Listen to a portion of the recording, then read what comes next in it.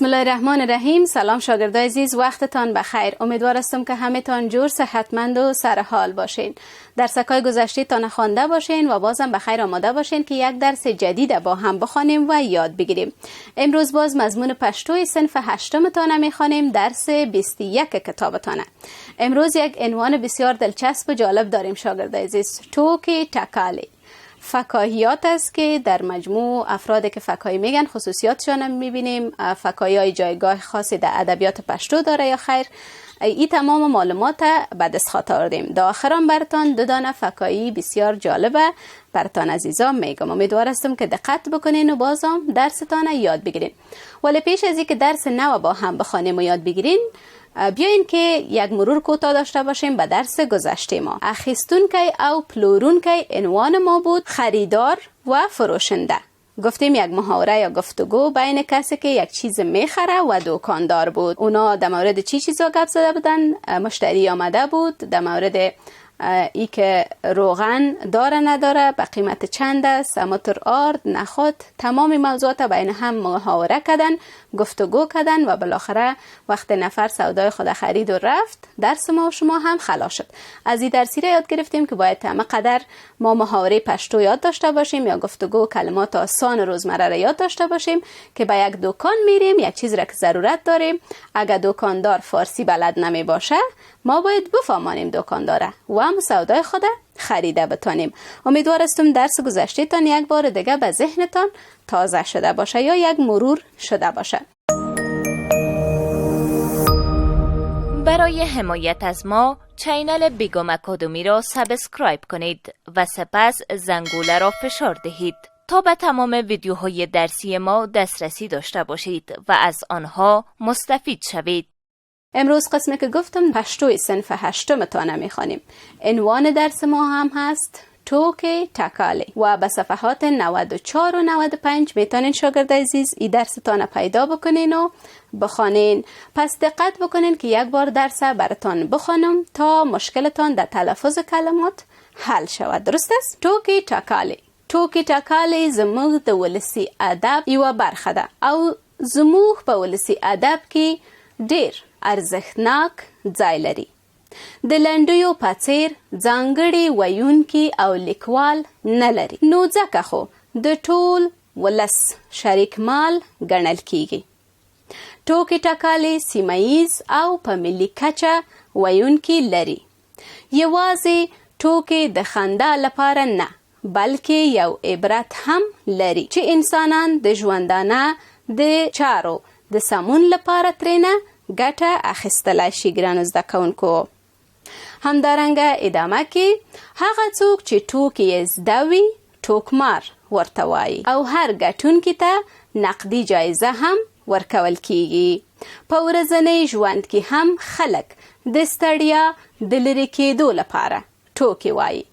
دلته څو ټوکې د بیلګې په توګه راوړو. یوه بوډۍ ښځه موټر ته وختله. لږ شیبه وروسته یې له یوه سورلۍ څخه پوښتنه وکړه: زویه، دا موټر خو به ټکر نه کوي؟ سورلۍ په ډیره حیرانتیا وپوښتله: ولې؟ بوډۍ وویل: زما سره څو دانې هګۍ دي چې ماتې نشي. د یوه هوټل په دروازه کې لیکلي وو چې ډوډۍ ته وخوره پیسې به دې لمسی ورکوي. یوه سړي ډوډۍ وخوړه او روان شو. د هوټل شاګرد راونیو چې پیسې راکړه. سړی ورته په غوسه وویل: ټګانو دروغجنو، خلک دوکه کوي او په چل ترې پیسې لوټوي. شاګرد ورته وویل: څنګه؟ سړی وویل: په دروازه کې مو څه لیکلي؟ شاګرد ورته وویل: موږ دوکه نه کوو، ستا نیکه دلته ډوډۍ خوړلې وه، پیسې به یې اوس ته ورکوی. شاگردان عزیز، یک درس جالب بود و دو دانه فکاهی را که گفته بود. یک بار دیگه هم دقت بکنین. درس براتان به زبان دری معنا میکنم. امیدوار هستم که بازم دقت داشته باشین تا درس خوب تر یاد بگیرین. امروز درس 21 کتاب پشتو صنف 8 تانه شاگرد عزیز خواندیم. عنوان درس ما هم هست توکی او تکالی. درس امروز ما در مورد فکاهی و فکاهی گفتن است. که چی خواندیم ما شما شاگرد عزیز؟ گفتیم ټوکې ټکالې زموږ د ولسی ادب یوه برخه ده او زموږ په ولسی ادب کې ډیر ارزښتناک ځای لري. ټوکې ټکالې بخش مهمی از ادبیات مردمی است، مردم عام شاگرد عزیز، و در بین مردم عام ای بسیار جای خاص داره. د لنډیو په څیر ځانګړي ویونکي او لیکوال نه لري، نو ځکه خو د ټول ولس شریک مال دی. مثل لنډی، اگر شما شاگرد عزیز در صنف پیشتان در مورد لنډی خواندین، مثل لنډی میگه چی نداره؟ گوینده های خاص یا نویسنده های خاص نداره، عام مردم میگن و در بین مردم می باشه. گوینده های خاص و نویسنده های خاص ندارن. از همین خاطر میگه چی است؟ مال شریک مردم است یا مال بین مردم است که همگی مردم در او شریک هستند، به یک طبقه خاصی از مردم تعلق نمیگیره یا ارتباط نمیگیره. ټوکې ټکالې سیمه‌ایز او په ملي کچه ویونکي لري، یوازې د خندا لپاره نه بلکې یو عبرت هم لري. ټوکې ټکالې میگه یا میفکاهی هم در بین مردم عام گفته میشه و هم به سطح کشور گوینده های خود داره، یعنی مردم میگن فکایی. تنها به خاطر از یک فکایی گفته نمیشه که مردم خنده کنن یا وقتشان خوب بگذره، بلکه یک درس یا یک عبرت هم در پشت هر فکایی نهفته است شاگرد عزیز. چه انسانانی د ژوندانه د چارو د سمون لپاره ترینه ګټه اخیستلی شي که انسان ها میتونن به عنوان یک درس در زندگیشان از او مستفید شوند. یعنی وقت ما یک فکایی را میشنویم، علاوه به ای که خنده میکنیم وقت ما خوب میگذره، باید متوجه درسی هم باشیم که در فکایی است. درست است؟ و از او عبرت بگیریم شاگرد عزیز. هغه څوک چې ټوکې زده وي ټوکمار ورته وایي. کسی که فکایی یاد داره به او چی میگن؟ ټوکمار. او د خلکو ترمنځ ډیر مشهور وي و ای آدمایی که فکایی میگن در بین مردم چیستن؟ شهرت زیاد دارن یا مشهور هستن. ځینې وختونه ټوکماران په سیالۍ ټوکې وایي او هر ګټونکي ته نقدی جایزه هم ورکول کیږي. بعضی اوقات بین امی کسایی که فکایی زیاد یاد دارن و میگن معمولا چی میشه؟ مسابقه برگزار میشه و هر کسی که برنده شد فکایات خوب گفت و زیاد یاد داشت، بر از اینا جوایز نقدی هم داده میشه شاگرد عزیز. په ورځني ژوند کې هم خلک د ستړیا د لرې کېدو لپاره ټوکې وایي. خب شاگرد عزیز، گفتیم که در زندگی روزمره هم مردم به خاطر رفع خستگیشان چی میکنن؟ فکایی میگن. دلته څو ټوکې د بیلګې په توګه راوړو. حالا یک چند فکایی را به عنوان نمونه به شما شاگرد عزیز در کتابتان آورده. بوډۍ یا یک زن پیر یا سال خورده یا بزرگ سن، یوه بوډۍ ښځه موټر ته وختله. څو شېبې وروسته یې له یوه سوارلي څخه پوښتنه وکړه: زوی دا موټر خو به ټکر نه کوي؟ یک زن پیر میگه به موتر بالا شد و از یکی کسایی که در موتر شیشته بودن سوال کرد: بچیم این موتر خو تکر نمیکنه؟ سوارلی یا کسی که در موتر شیشته بود په ډیر حیرانتیا وپوښتل ولی؟ این کسی که در موتر شیشته بود بسیار متعجب شد. گفت چرا؟ بوډۍ یا زن پیر وویل: زما سره څو هګۍ دي چې ماتې نشي. همراه ما چندانه تخم است که اگر موتر تکر بکنه خو اینا مشکنن. فکایی دیگم شاگرد عزیز را برتان آورده. دیو هتل په دروازه لیکلی و. در دروازه یک هتل نوشته کرده بودن: چی ډوډۍ ته وخوره پیسې بدی لمسی ورکوي، نان تو بخو پیسې باز نواسیت میته.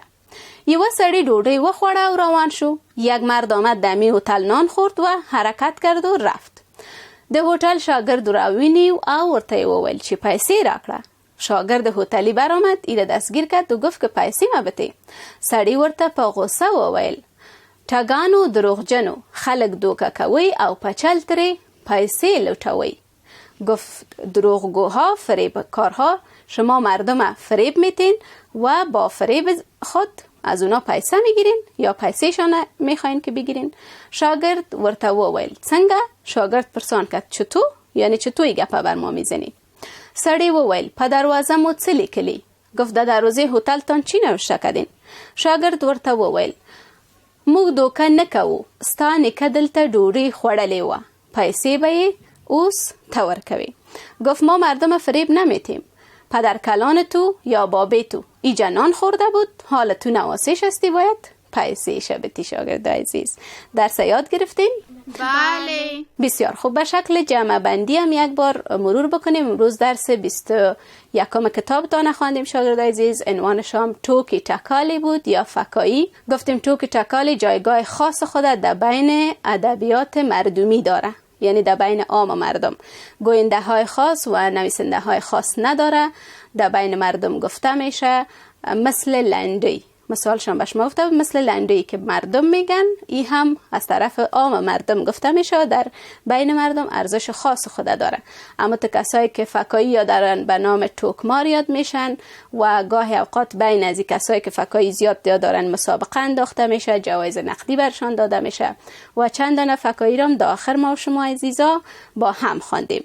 درستان آسان بود شاگرد عزیز، امیدوار هستم که یاد گرفته باشین. پس بیاین یک کار خانگی هم در آخر به شما باتم.